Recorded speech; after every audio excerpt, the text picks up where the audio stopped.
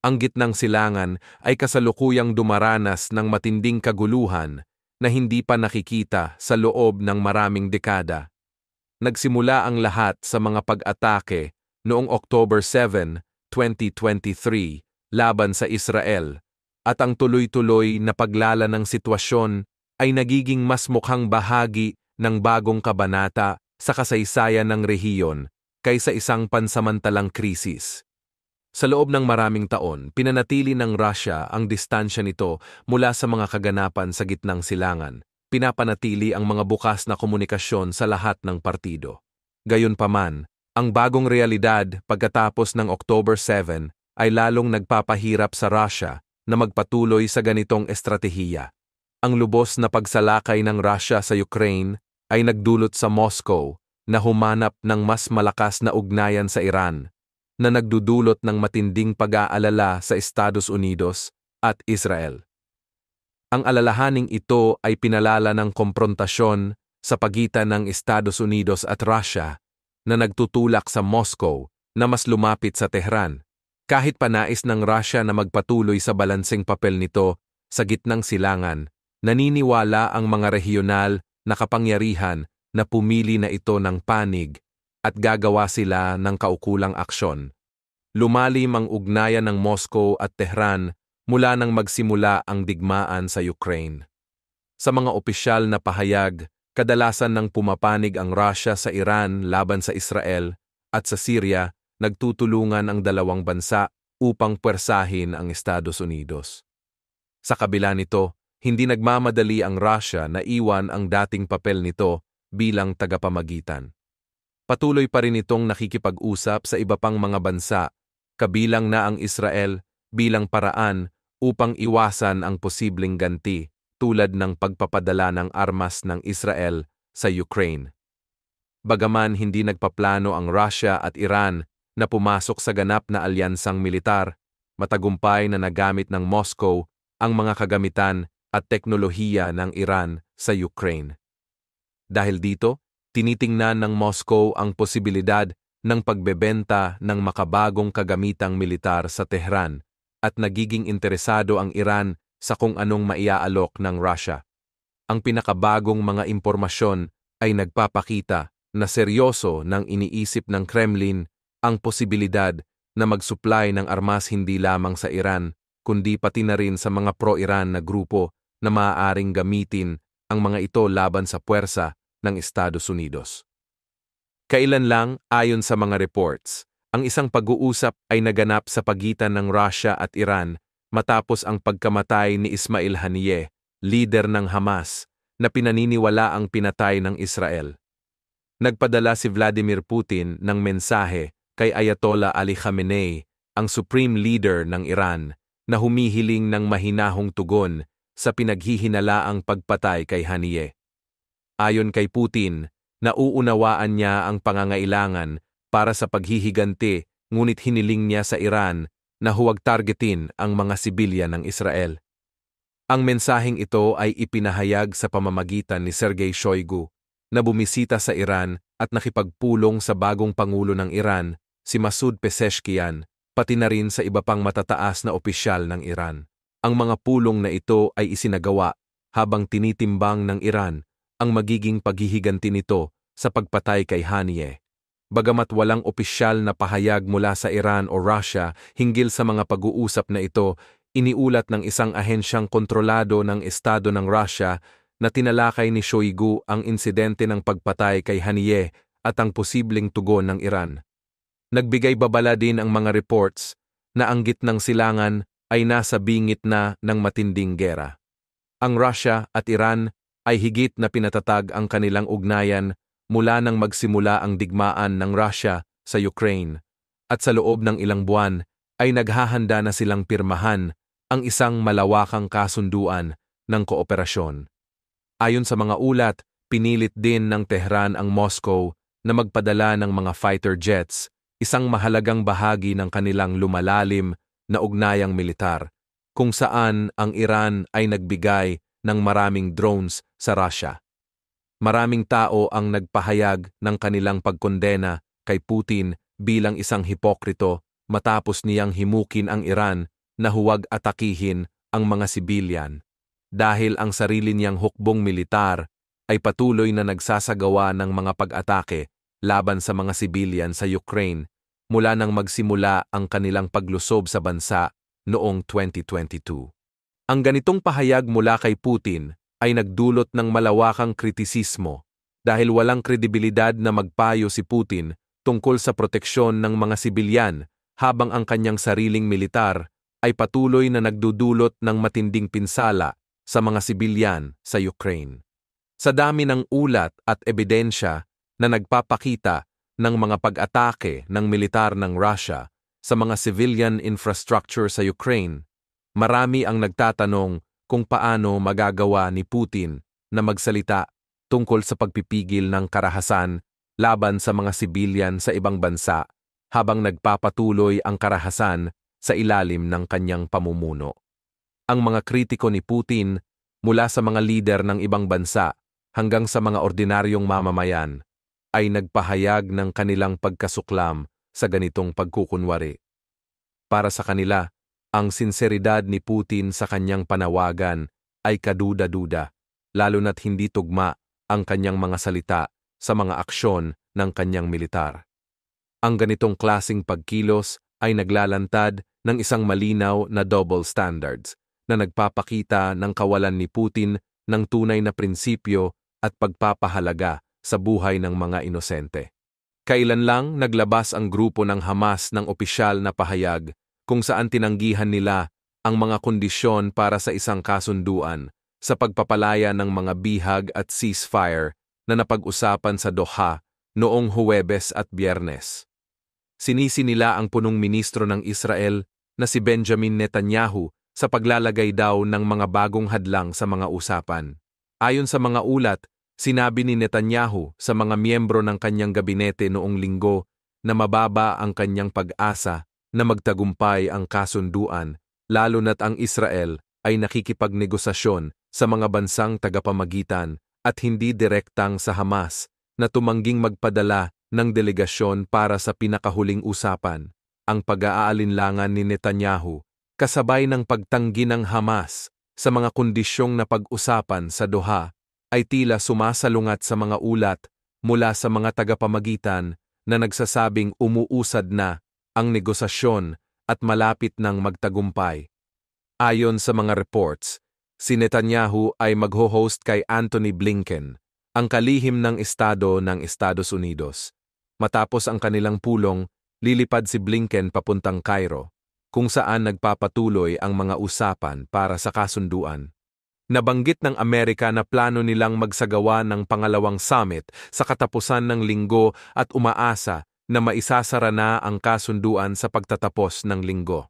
Ang isa sa mga pangunahing hadlang sa negosasyon ay ang demand ni Netanyahu na ang Israel Defense Forces ay manatili sa Philadelphia Corridor na matatagpuan sa border ng Gaza at Egypt upang pigilan ang Hamas sa pagpupuslit ng mga armas papasok sa Gaza at muling buuin ang kanilang militar.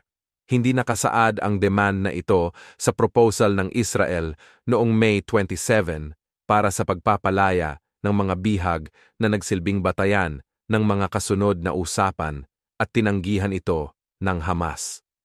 Ganun pa man, ayon sa mga eksperto, ang demand ni Netanyahu na manatili ang Israel Defense Forces sa Philadelphia Corridor ay isang makatarungan at estratehikong hakbang upang masiguro ang kaligtasan at seguridad ng Israel. Sa pamamagitan ng pagpapanatili ng presensya ng militar ng Israel sa lugar, napipigilan ang Hamas na magpuslit ng mga armas na maaaring gamitin upang muling buuin ang kanilang militar at ipagpatuloy ang kanilang mga pag-atake laban sa Israel. Ang ganitong hakbang ay hindi lamang tungkol sa seguridad sa kasalukuyan, kundi pati na rin sa pangmatagalang kapayapaan at katatagan ng rehiyon. Ayon sa mga military analyst, mahalaga ang pagpapanatili ng kontrol sa mga kritikal na lugar upang masiguro na ang anumang kasunduan sa hinaharap ay magbibigay ng tunay na proteksyon sa mga mamamayan ng Israel at maiwasan ang anumang banta na dulot ng muling pag-aarmas ng Hamas. Ayon sa mga ulat, ipinaabot ng mga negosyador ng Israel kay Netanyahu na hindi magkakaroon ng kasunduan kung hindi magkakaroon ng pag-ayon sa isyung ito at hinimok siyang maging mas bukas sa kompromiso.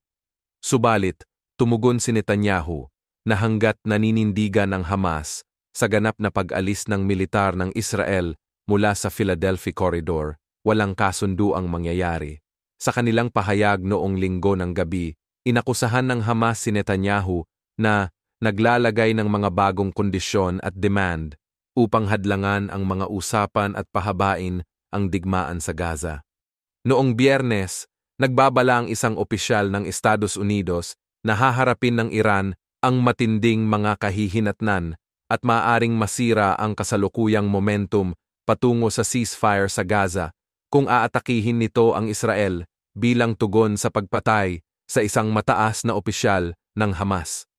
Hinikayat ng Estados Unidos ang Iran na huwag gawin ang anumang hakbang na maaaring magdulot ng malalang resulta, lalo na para sa Iran rin. Ayon sa Amerika, ang mga magiging resulta ng naturang hakbang ay maaaring maging napakasama para sa Iran. Sinabi rin ni Pangulong Joe Biden ng Estados Unidos na ang isang kasunduan para sa ceasefire at pagpapalaya ng mga bihag sa 10 buwang digmaan sa Gaza ay mas malapit na, matapos ang 2 araw ng mga pag-uusap sa Qatar. Nagbanta naman ang Iran na gaganti sa Israel matapos ang pagpatay kay Ismail Haniyeh, ang pinuno ng politika ng Hamas, noong July 31 sa Tehran. Bagamat malawakang pinaghihinalaan ng Israel, hindi ito umamin ng responsibilidad. Sa isang pahayag, sinabi ni Biden na may makabuluhang progreso na sa mga negosasyon sa Qatar at nagbabala rin siya na dahil nasa malapit na ang kasunduan sa ceasefire at pagpapalaya ng mga bihag, walang sino man sa rehiyon ang dapat gumawa ng aksyon na makakapinsala sa prosesong ito nang hindi pinapangalanan ang Iran. Kailan lang, sinimulan na ng United States, Japan at South Korea ang military exercise na pinangalanan nilang Freedom Edge. Ang layunin ng military exercise ay ang palakasin ang trilateral interoperability ng 3 bansa at protektahan ang kapayapaan at stability sa Indo-Pacific region, including the Korean Peninsula. Siguradong kinakabahan na ang North Korea at Russia dahil nakikita nila ngayon sa military exercise na sinasagawa ng Amerika, Japan at South Korea kung gaano kalakas ang 3 bansa. Ayon sa mga military analyst, napakahina ng North Korea kumpara sa Japan. Ang Russia naman ay halatang napakahina din sa ngayon dahil sobrang nahihirapan silang sakupin ang Ukraine. Kaya naman, pag nagkamali ng kilos ang North Korea at Russia, siguradong malalaman talaga nila kung gaano kalakas ang militar ng United States. Ang military exercise ay sinasagawa ng 3 bansa malapit sa North Korea. Ayon sa mga eksperto, sinadya talaga ng United States, Japan at South Korea na magsagawa ng military exercise malapit sa North Korea para ipakita dito kung gaano kalakas ang mga militar nila. Ang layunin ng 3 bansa ay takutin ang North Korea para mag-alangan ito na magsimula ng gera. Nakapwesto na ngayon malapit sa North Korea ang Theodore Roosevelt Carrier Strike Group ng US Navy. Nakapwesto na rin ang mga warships ng Japan malapit sa North Korea. Bukod dun, ang mga warships ng South Korea ay dumating na din malapit sa North Korea. Kaya naman, siguradong kinakabahan na talaga si Kim Jong-un dahil ang mga napakalakas na barko ng mga kalaban niya ay sobrang lapit ngayon sa kanyang bansa. Noong mga nakaraang buwan, mas lalong naging matapang at agresibo ang North Korea. Ngayon siguradong mababawasan ang tapang ng North Korea dahil makikita ni Kim Jong-un kung gaano kalakas ang Amerika at ang mga kakampi nito. Sinubukan naman ng North Korea na takutin din ang US, Japan at South Korea habang sinasagawa ng mga ito ang military exercise malapit sa bansa. Tinesting ng North Korea ang missile nila na mayroong multiple warheads. Kaso, sobrang pumalpak ang missile test. Ayon sa mga reports, pinalipad ng North Korea ang missile sa dagat sa silangan nila kaso sumabog ito sa himpapawid. Gusto sanang ipakita ni Kim Jong-un ang deterrent capabilities ng North Korea bilang tugon sa pagdating ng USS Theodore Roosevelt sa South Korea, kaso ang missile test na sinagawa niya ay sobrang pumalpak. Kinondena naman ng Amerika, Japan at South Korea ang missile test na ginawa ng North Korea. Naglabas ng pahayag ang Foreign Ministry ng Japan na ang mga nuclear envoys daw mula sa United States, Japan at South Korea ay kinokondena ang missile launch ng North Korea dahil isang violation daw yon ng Security Council resolutions ng United Nations. Bukod doon, ang missile test daw ng North Korea ay isang threat sa regional and international peace and security. Kinondena naman ng North Korea ang pagpunta ng mga warships ng Amerika malapit sa kanila. Ayon sa North Korea, napakadelikado daw ng ginagawa ng US at South Korea. Kinokondena daw nila ang mga aksyon ng mga hostile forces. Sabi naman ng South Korea, ang militar daw nila ay agarang magre-responde sa kahit anong provocation ng North Korea gamit ang puwersa. Ang alyansa daw nila ng United States ay susuporta sa kapayapaan at stability sa Korean Peninsula at sa rehiyon. Ayon sa mga reports, pagsasamahin na ng militar ng Japan at militar ng Amerika ang kanilang operational planning. Pinapalakas na ng United States at Japan ang kooperasyon nila bilang paghahanda sa posibleng paglusob ng China sa Taiwan. Ayon sa mga eksperto, maraming indikasyon na malapit na talagang lumusob ang China sa Taiwan. Pinapalakas na ng China ang kanilang militar. Bukod doon, wala ring tigil ang mga factory ng China sa paggawa ng mga barko. Kaya naman, halatang talagang nagpaplano na ang China na lusubin ang Taiwan. Dahil doon, hindi nakakapagtakang plano ng Japan na magkaroon ng sobrang daming conventional long-range missiles para mapalakas ang depensa nito. Siguradong tutulungan ng Japan ang Taiwan pag lumusob ang China, kaya sigurado ring mahihila sila sa digmaan. Maraming eksperto ang nagsasabi na posible pa ngang unahin ng China na atakehin ang Japan bago sila lumusob sa Taiwan. Maaaring ang plano ng China ay ang mabilis na pasabugin ang mga military bases ng Japan bago sila lumusob sa Taiwan para hindi na matulungan ng Japan ang isla. Siguradong naisip na rin ng Japan na posibleng ganun ang plano ng China kaya hindi nakapagtatakang pinapaligiran na nila ng mga depensa ang kanilang teritoryo. Inaasahang gagamit ang China ng mga fighter jets para mabilis na wasakin ang mga weapons ng Japan, kaya napaka-importante sa Japan na magkaroon ng maraming air defenses. Bukod doon, gusto rin ng Japan na magkaroon ng mga conventional long-range missiles para takutin ang China. Pag nagkaroon kasi ng maraming long-range missiles ang Japan, pwede rin nilang pasabugin ang mga military bases ng China na nasa teritoryo mismo ng bansa. Mahihirapan ang China na ma-intercept ang mga missiles ng Japan kung sobrang dami nito. Kailan lang ay inanunsyo ng Prime Minister ng Japan na si Kishida na papataasin nila ang budget nila para sa kanilang militar. Kailangan kasi talaga ng Japan na palakasin ang militar nila dahil sa panganib na baka bigla sila atakehin ng China at pati na rin ng Russia at North Korea.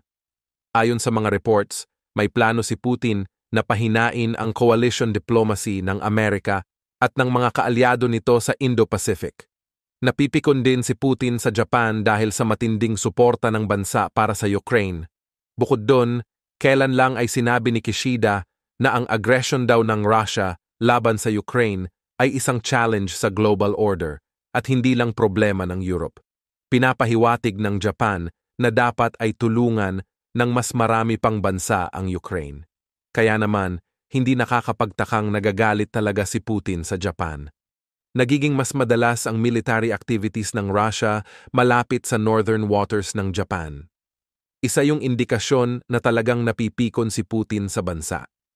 Siguradong inutusan mismo ni Putin ang Russian Navy na palaging magsagawa ng mga military activities malapit sa Japan para takutin ito. Madalas naglalayag ang mga barko ng Russia malapit sa Kuril Islands. Ang mga isla na yon ay teritoryo ng Japan na inaangkin ng Russia. Siguradong gusto ring sakupin ni Putin ang mga isla Kaso sa ngayon ay hindi niya pa magawa dahil hindi pa tapos ang gera na sinimulan niya sa Ukraine.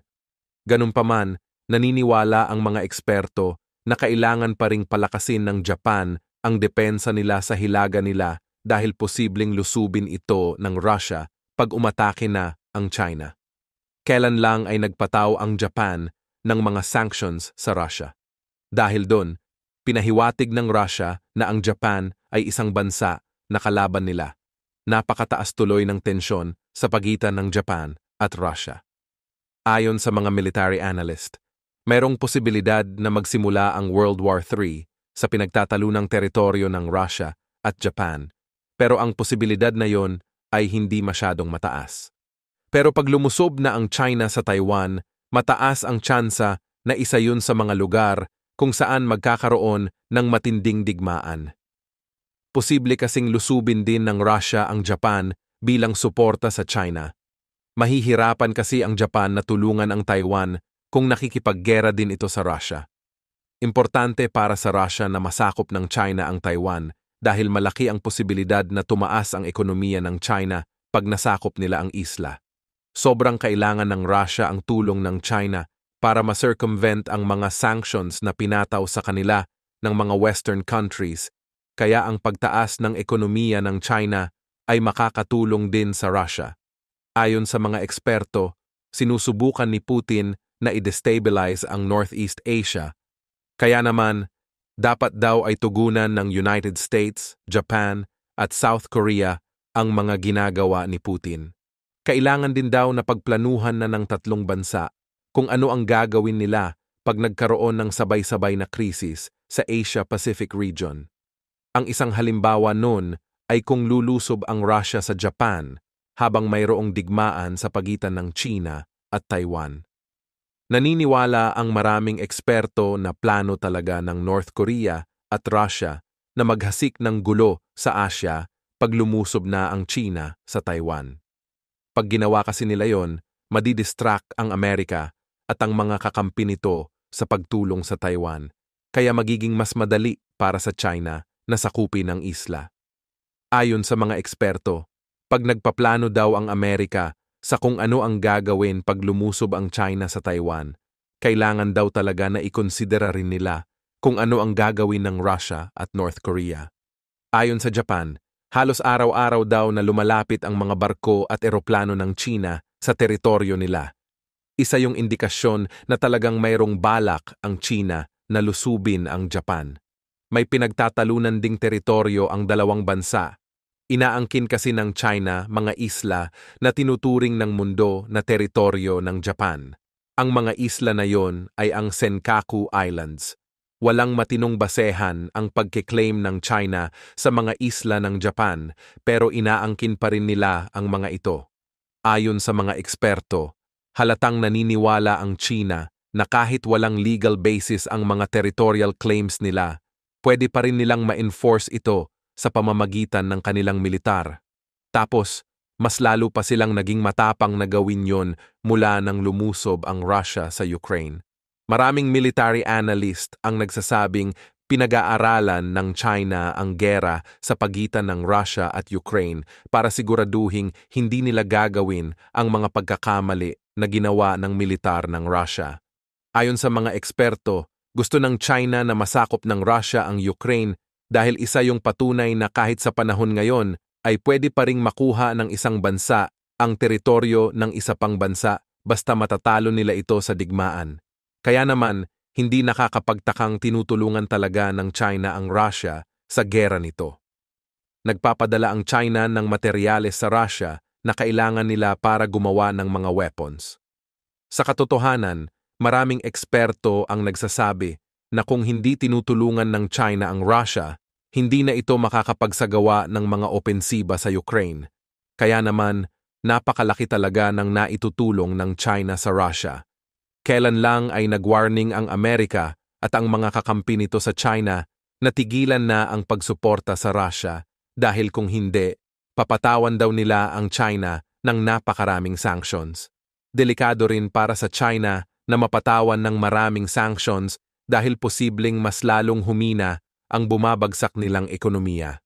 Pag sobrang humina ang ekonomiya ng China, mahihirapan din silang palakasin ang kanilang militar. Napakataas din ng tensyon ngayon sa pagitan ng India at China. May pinagtatalunan din kasing teritoryo ang dalawang bansa. Inaangkin ng China ang rehiyon ng Aksai Chin at Arunachal Pradesh na parehong teritoryo ng India. Sa kasalukuyan, nasa border ng China at India ang napakaraming sundalo mula sa militar ng dalawang bansa. Dati ay muntikan ng magkagera sa pagitan ng India at China dahil sa pinagtatalunan nilang teritoryo. Kaya naman, hindi nakapagtatakang nag-iistasyon ang dalawang bansa ng sobrang daming mga sundalo sa border nila dahil pareho nilang alam na posibleng biglang lumusob ang militar ng kabilang bansa. Naniniwala ang China na pag nilusob nila ang Taiwan, posibleng lusubin din sila ng India.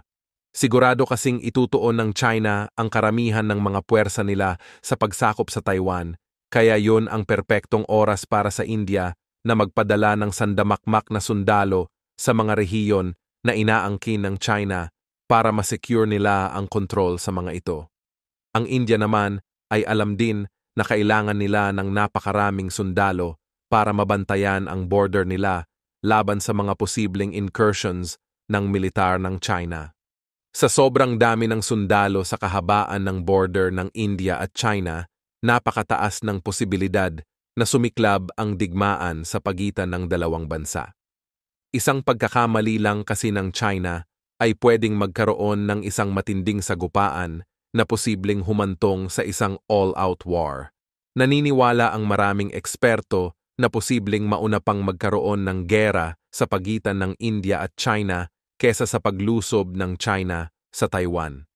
Napakadelikado talaga ng panahon ngayon dahil sobrang daming lugar ang pwedeng pagmulan ng isang pandaigdigang gera. Kaya naman, hindi nakakapagtakang naghahanda na talaga ang maraming bansa para sa digmaan. Nakikita kasi ng maraming bansa na posible talagang biglang sumiklab ang isang pandaigdigang gera, kaya pinapalakas na nila ang mga militar nila para siguraduhing kaya nilang ipagtanggol ang mga teritoryo nila kung sakaling mayroong lulusob sa kanila. Iniulat ni Commander-in-Chief Oleksandr Syrskyi kay Pangulong Volodymyr Zelensky noong August 17 na pinalakas ng militar ng Ukraine ang kanilang mga posisyon sa Kursk Oblast ng Russia habang nagpapatuloy ang kanilang paglusob sa rehiyong ito. Ayon sa ulat ng militar ng Ukraine, sa loob ng wala pang 2 linggo ng kanilang cross-border offensive sa Kursk Oblast, nasa kontrol na umano ng mga puwersa ng Ukraine ang humigit kumulang 1,000 square kilometers ng Russian territory at mahigit 80 na pamayanan sa rehiyon. Patuloy pa rin ang kanilang pagsulong sa nasabing lugar. Binanggit din ni Zelensky na pinalawak ng mga sundalo ng Ukraine ang tinatawag na stabilized territory, bagamat hindi na siya nagbigay ng karagdagang detalye. Dagdag pa niya, mas marami pang sundalong Ruso ang nabihag sa nakalipas na araw.